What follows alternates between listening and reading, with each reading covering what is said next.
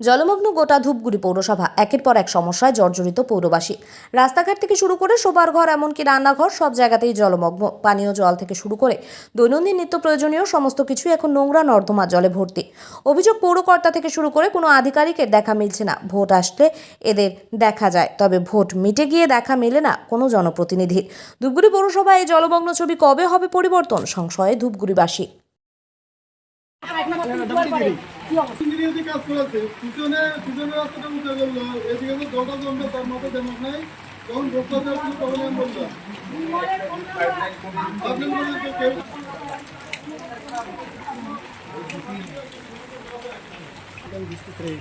বাড়ির ভিতরে দেখেন কি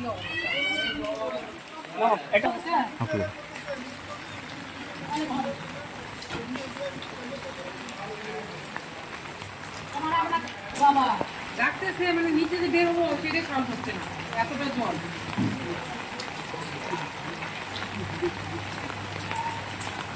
প্রথম রাস্তা হচ্ছে 4 বছর ভালো ছিলাম, যা পরিষ্কার বলবো।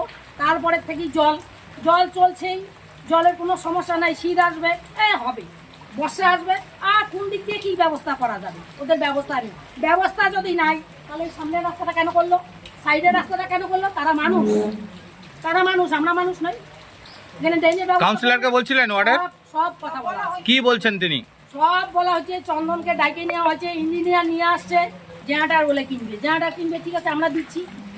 কেন জলটা কেন জমছে কি মনে হয় আপনাদের? আমাদের মনে হয় যে কোনো জল নিকাশির কোনো ব্যবস্থাই নাই, সেগুলো ব্যবস্থা করেই নাই। মানুষ কথা দিচ্ছে, মানুষের কথা মতো রাস্তা করতেছে। আমাদের যেটা অবস্থা হবে সেটা ওরা ভাবে না, কারণ আমরা মানুষ নই।